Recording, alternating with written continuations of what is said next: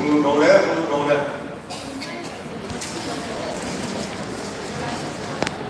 Losing tak mai tak dengan yang berkat dengan tak ini pramai kui ऐसा जो है सौ तो रेल का तुम चला कपड़ों में ini tengah saya nak merasa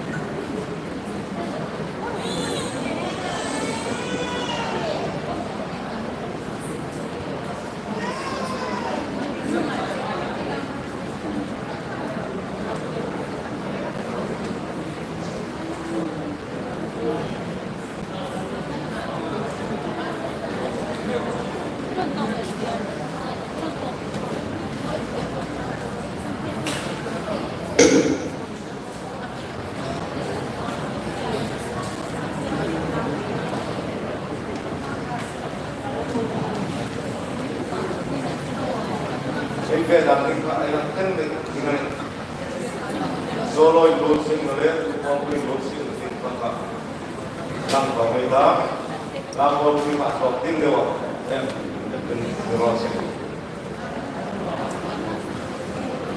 Sebenarnya lain yang penting.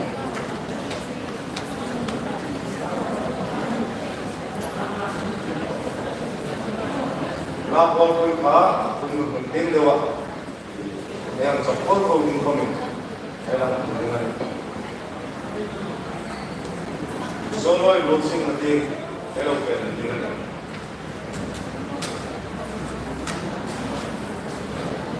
solo losing na ngayon po sundan na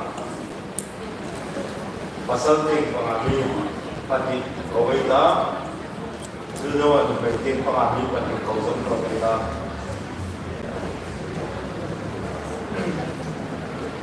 pasalting ang sabting su tangwa edi niya kumpui number 7 ay paglingan ka sudaw sila tangwa sa kumpui kasi kahit pwede sa kung ano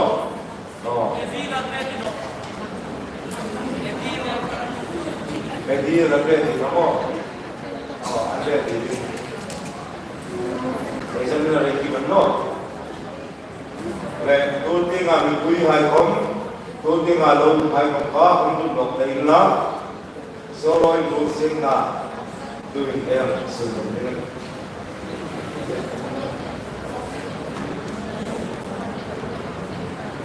let's check 100%. Group number 7 ay takin tangbal edi yan kong kuidong rong tuti.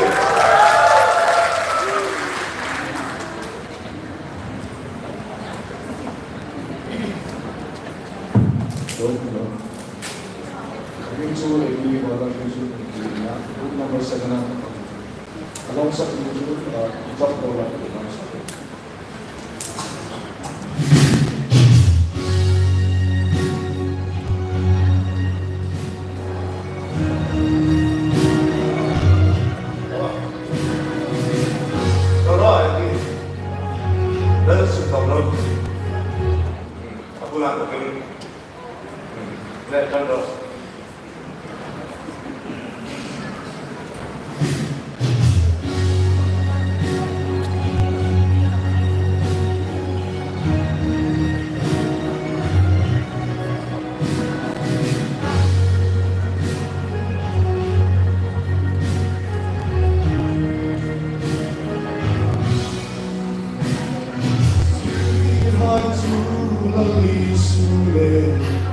Ritukalan kamuhinan ko Witriunsun na humuyan Ang matulong at sunaysin Karpong manghilumang mali Siyang pinayan kaming hugin Ang hero lagi suang Inbinakalangkilan ko sa tuwasong trahi Isa na pangsabihin mo Ike ko Tungilan pa aking Oh, iro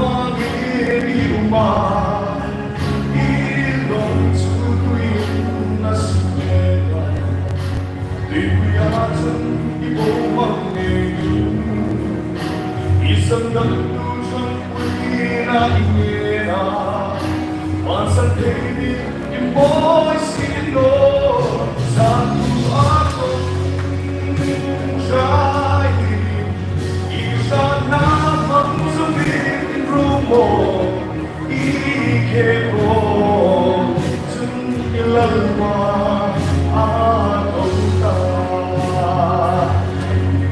Oh, iro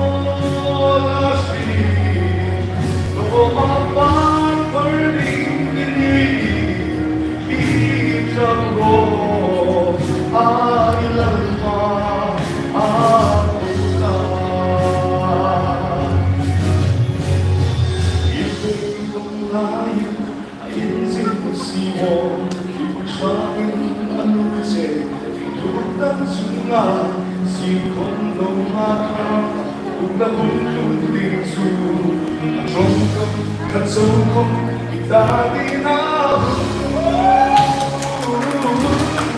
satu atom trying isana mansabin rumo ikero sungilpa akero oh iro lasi roman working ijabro ay lalpa atuta ijabro ay lalpa atuta Hello, man.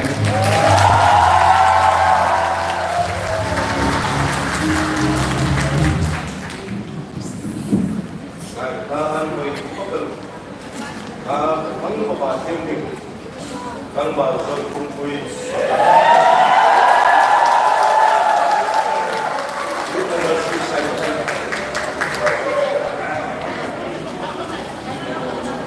강바선 공부의 정을 믿는 대응하기 이것입니다.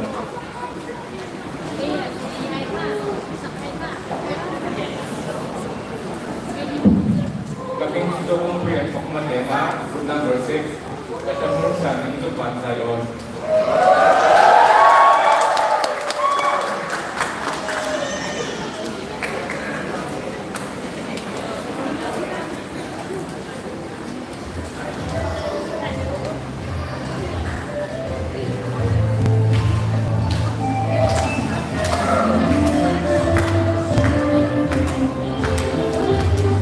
Sao về với đông hằng nhưng ai trong khi tu lần ba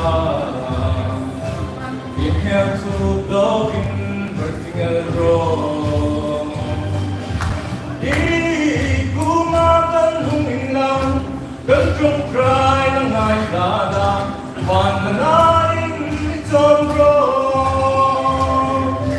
hoàn sayo nuôi sayo aram lên cùng mà lâu đằng từng nghe tình đã tim sung mắt sung in đâm đã thu gần cùng suốt ta hoàn sayo làm cánh nhẹ ra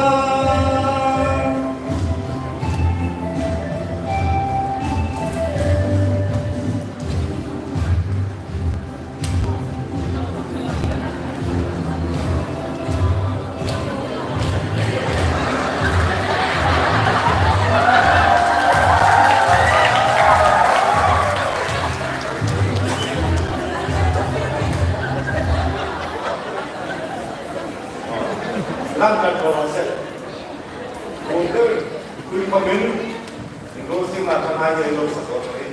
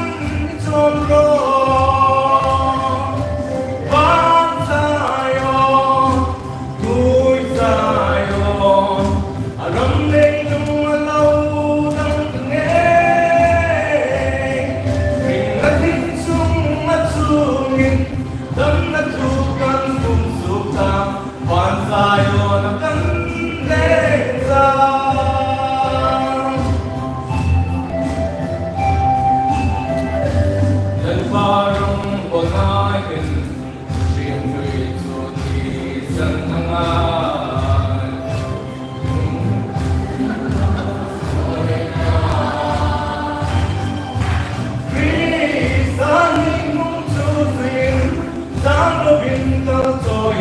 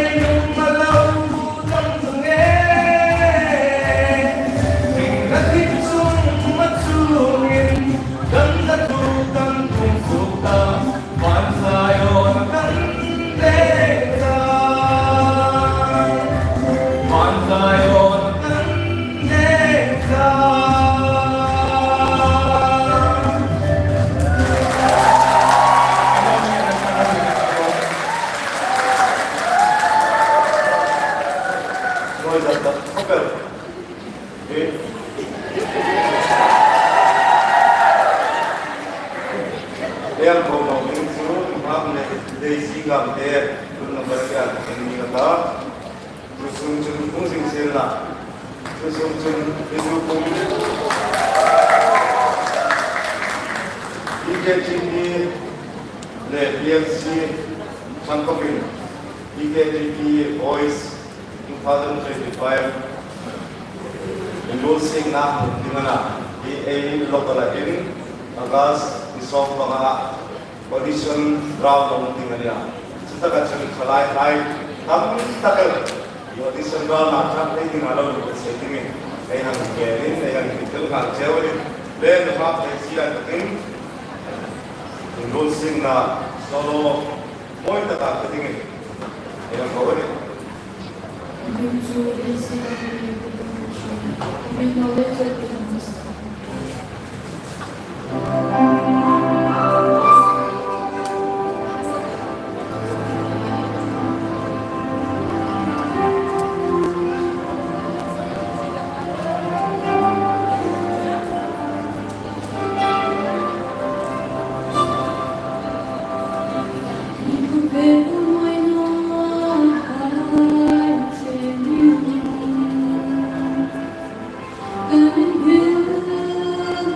Say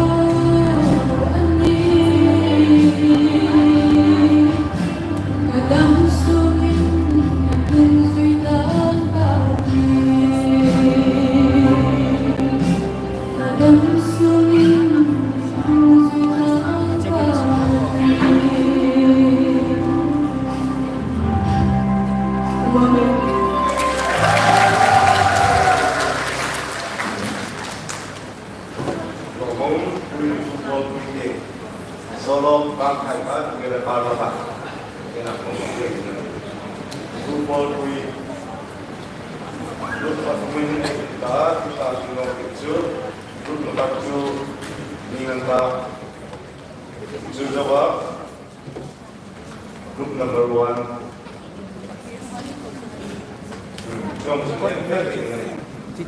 group number 4 sorry group number 2 ay okay two ball kui rosin na from my time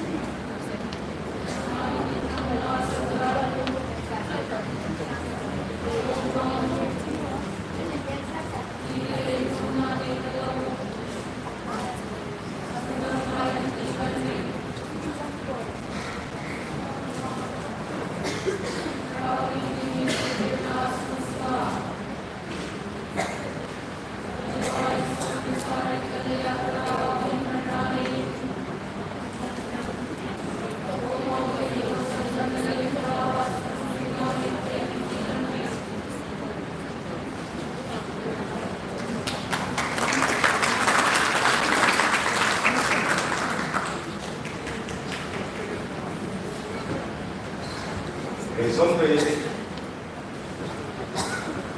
group number 5, also group number 1, at least all the other.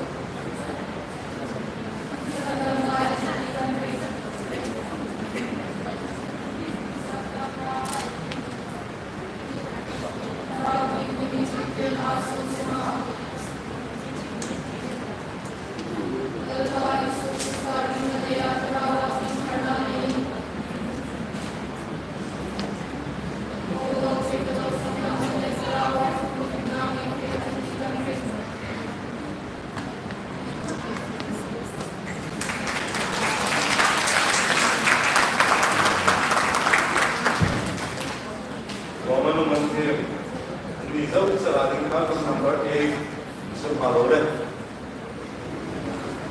Below sa Rachel, group number 6, yung group number 4, at ang Lutaka. Yan po yun.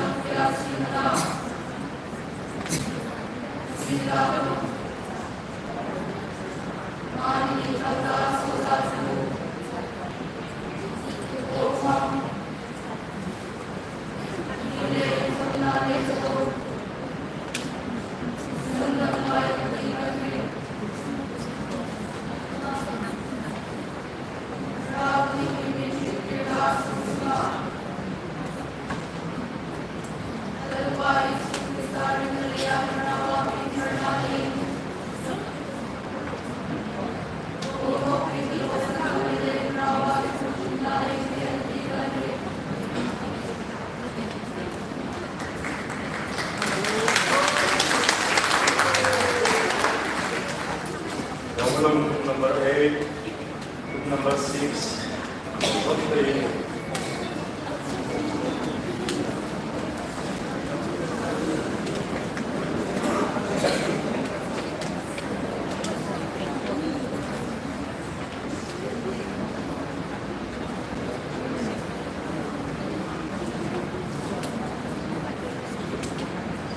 6 dấu giờ là number 4 hai trăm.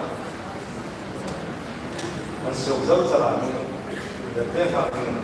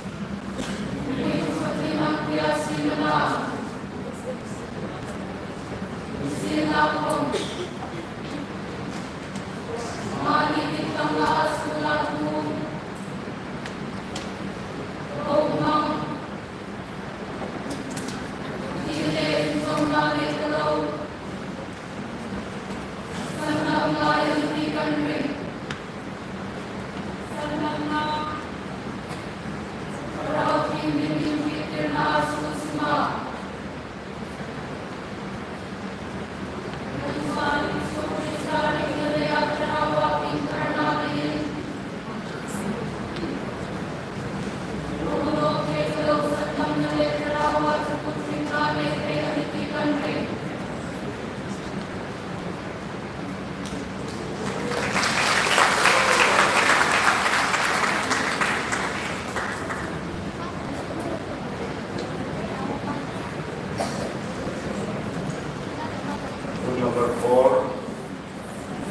bago ulit. Yung number 6 ay dali ko. Pagkalari.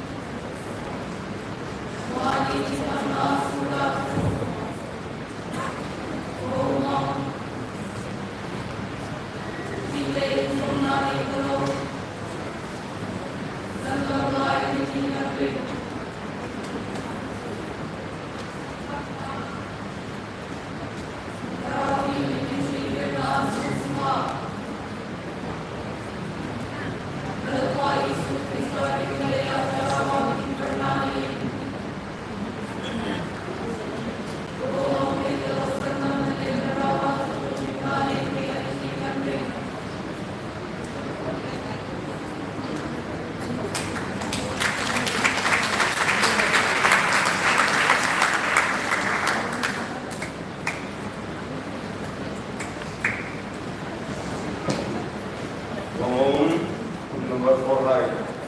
Ini tak ingin jawab. Super free involved single tuhan yang selalu kerja.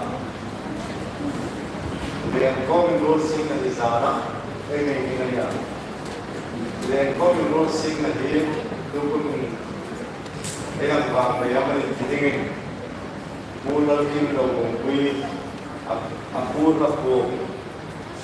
involved single itu kan dari along ya memang along mana kau di mana macam Saan sanay tanwa, ngayon yung bong talay kan.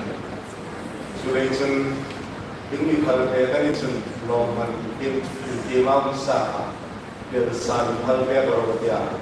Suray chun yung bong loman pa, ay klasa niya. Azat sila yung namin. Le, na Paul Free endorsing na. Ayan po, tingnan ka. Nung lepa ay pagpim na tuwang kong. Dahil letin na sumiyang PAMPCA. Sulay sumi dating kong darutin kaya ikaw rin lupang lausin mo tingin ay mangyayari. Operator ng check kay ngayon no. The Paul Kui ay ikaw dating pa. Group number 3, the following Pahatnasa, Linghai. Group number 3, group number 6, group number 5, group number 4, group number 1, group number 8, 7, 2. So nakita group number 8 eh 4 ay pa. Yung 10 to pa, yung tanong mo, ay number 4. Oh. Diba kasi rin dapat, akong tita. Oh, siyang tita din mo. Siyang lahat yan na, ingay ko rin mo ko pa. Diba kasi rin dapat pa. Sa layo ng kaisi nga, nga 지금 노스가 찬군 방맹 이런 거야. 수강생 양 한메타 에 막고래 투볼 위팅 건가 에 하면서 사는 그래 examiner high 에 ready 다 에가 라포 위볼싱 나타내는 number 3 방 공세월이 끝났어 벌써 딱 되는 lúc rồi chúng ta đi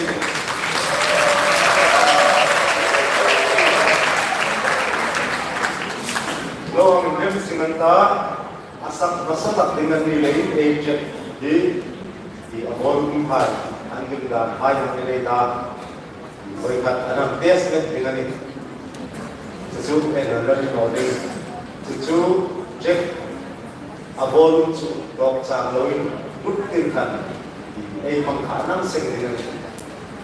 Ay dito, no? Examiner ay aboro ito nga ansiha. Mungkin ay pangkong dengan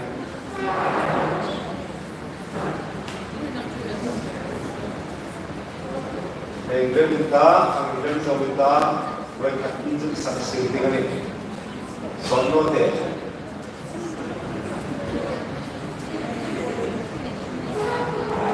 Very roulette.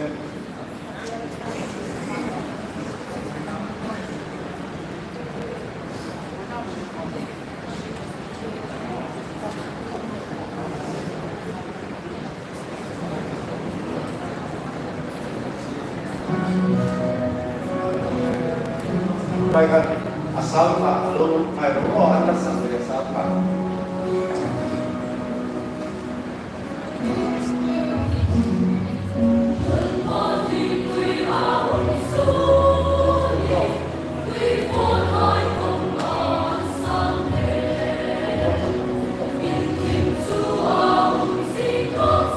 Sau làm sự cuối cho nó chi tiết hàng em sự tình sẵn sinh rồi.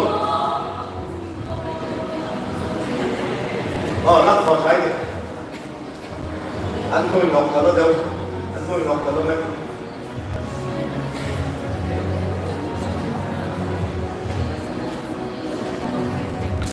John, tulisin na sakrat. Edit ko, tingnan mo. Oh, ang saklat ay, ako lang, kayo ko. Dancing of another. Oh, testing. Sound test.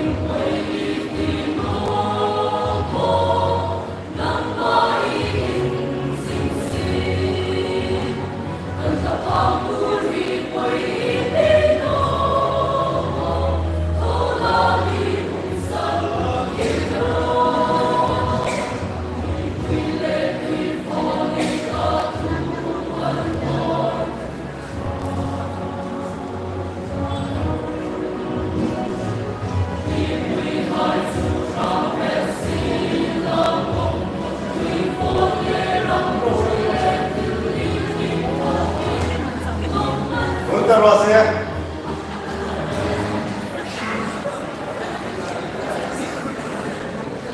Kataw pakangay ka, sound check, narinig kong papuntaw pakangay ka, doon ka, insakting nito, tiyasan na noting. Ayan, sandingan ka ulit. Pwede mo. Doon kung naman siya, kung saan nila sa mga mulai sa KGP, pure hai gulsing na kapol kui, yung lagi daw ngay langit.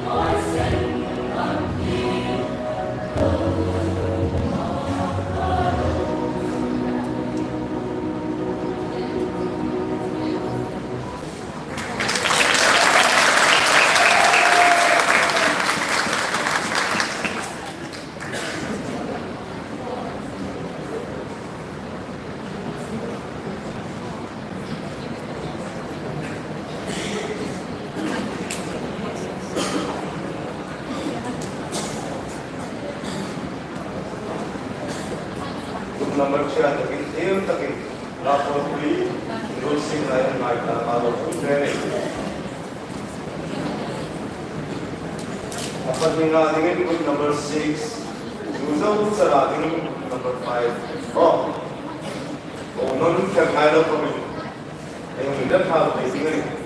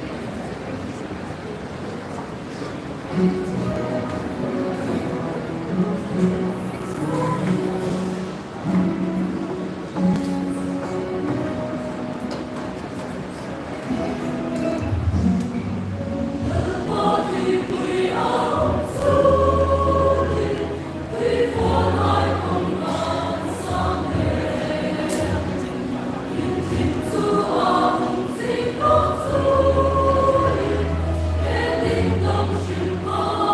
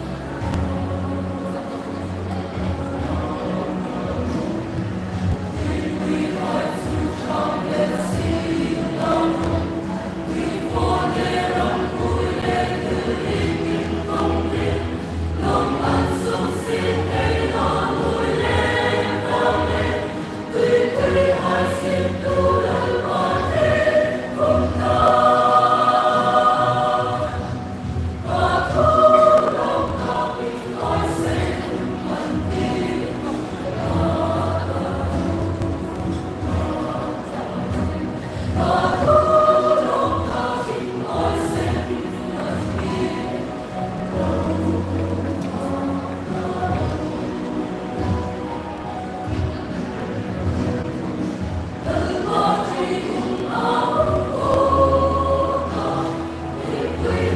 cho kênh Ghiền Mì Gõ để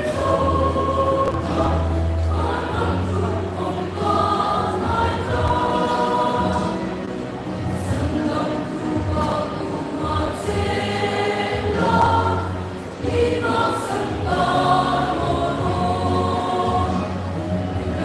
lỡ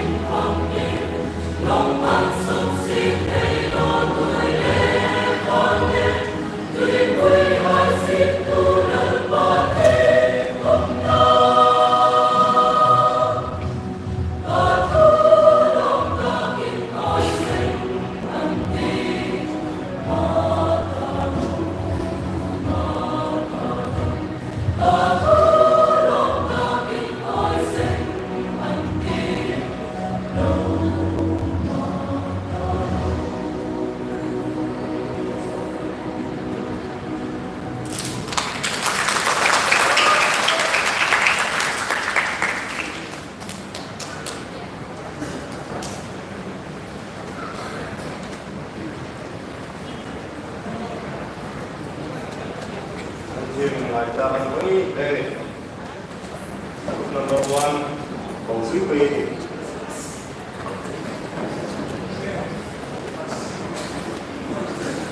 Kiri untuk kakak ay unhay kung kaya namin at kasi kung papakita ko yung kuy yang isa pinayat sa susunod ko.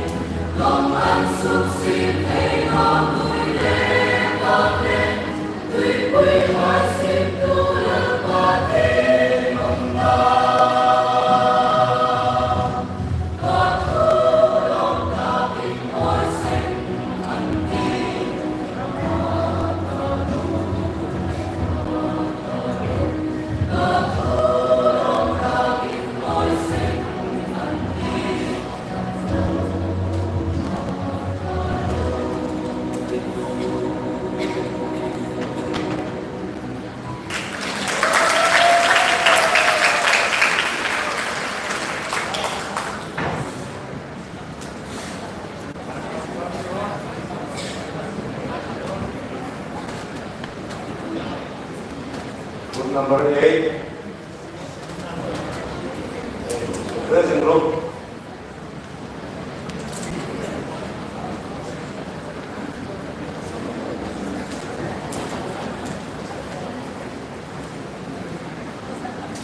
ATM tanah.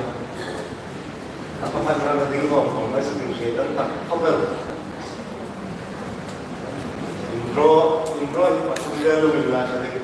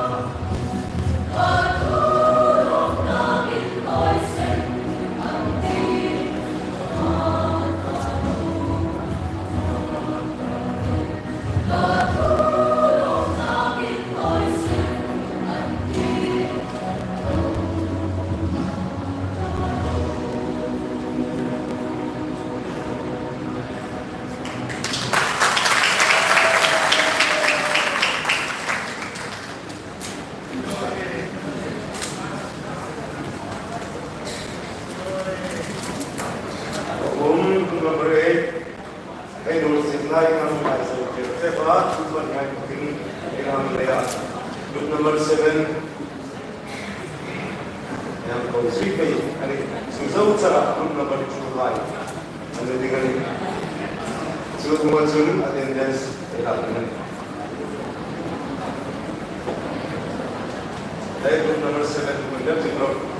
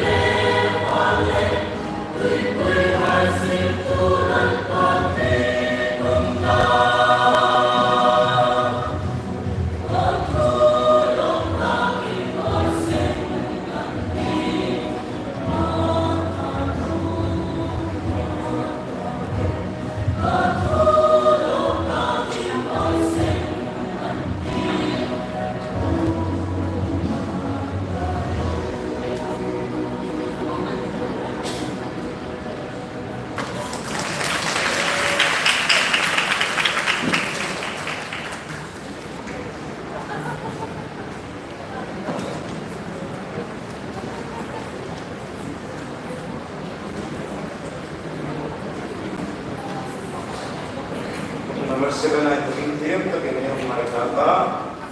To, tatakadingin. Number 2 ay makinig. To, marikangay. Number 2 ay nagsaksil sarap. Ano na po ng anti-balik. Natin nila sa labor.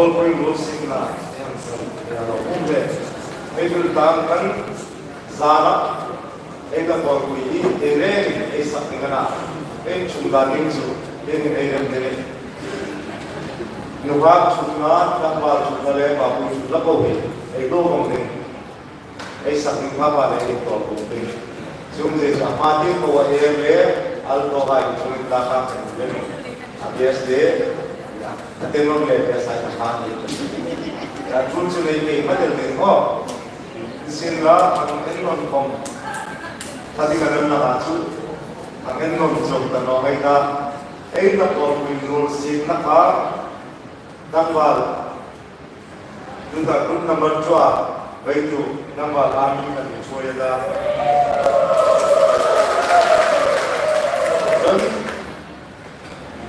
two ball point roll sing na group number 7 na tu na choi tu ba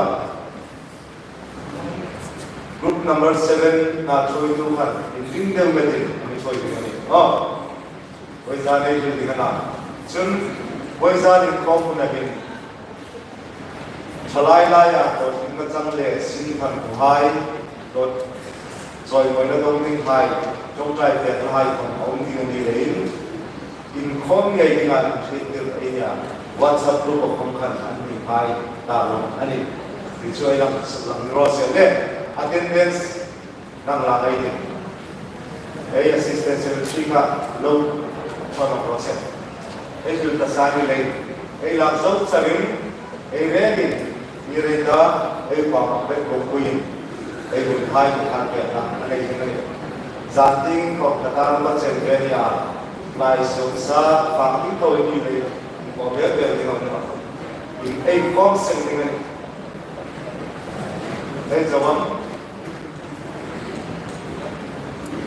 group number 1 với chú cả anh thì kia là thằng xích từ luôn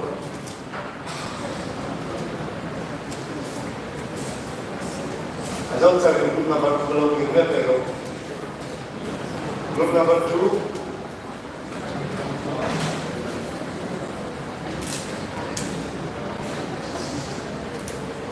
Then by the number of Sunyahan, group number 8, group number 8 is 7. Anh rất là thích cái group number 8 hay đâu biết bảo không? Number of Sunyahan is 10%. Then group number 3 ai thì number George is number 1. Hero group number 2.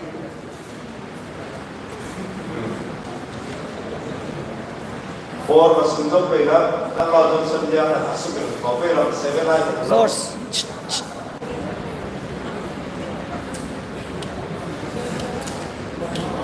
Number Johnson tung zone, kopi ta number Johnson dia asuk zone.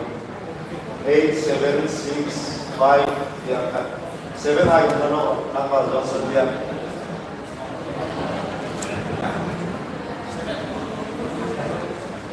Number 7.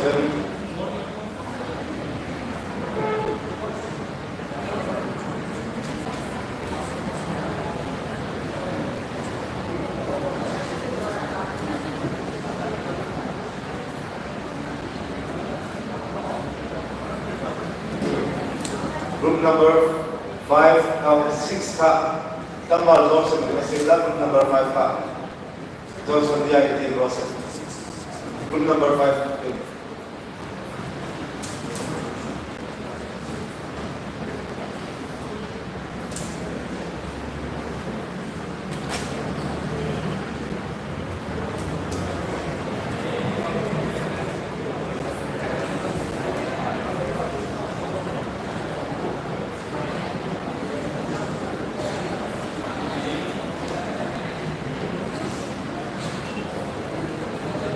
Tang kan ay unang po de pare ay la saksong karo ay yung sa to na versus yung ay tang sarsan to sa nale ang ani kan choida ay kondak ko community sa ba le ay sa to patsun ay re lo gi re ta pa ay ko ri to mai ta pa na ni ke pati ko ma ta lawa ang pati Kamay tibet yung situ. Karinta o lemian ka situ. Nijan halamba taksay soy na. Igusin hai feel hai kan niya. So kod su game su palulo alalpa sport kan su naman kit mola. Ini choy na hai ko o le long su kan kitchen. So nga lalpa sport hai kan so tung so i su lalpa le la igusin hai kan ne no ka. Kapol mo ta tất cả hai solo đàm, thua đàm, lâu qua cái năm kia, ăn thịt thịt, cái là những dịch tu hai cùng lâu qua ăn vui, nhiều các bạn thì ăn thịt thịt đàm, lồng mình đi tăng lên, cái lâu qua trong tu niệm làm không, lồng mình chỉ cần lồng sinh hoạt như nào, lâu qua trong tu lệ, trong lo tu các tu niệm lệ, dù là ai không sự tăng lên kami mo ta kami sa ta ini nama ni tuwe din kan nge se junior pa ko san ko program ko mo ta ke hai kan la me ya so na hai ko su nama ni pia la pa na ma sarau ke ma ko ke ta nge se ko su na kan mu kan na ta pa kan to china ri mu pi le dan la ma ni su ni so hai ko su lo ko ta se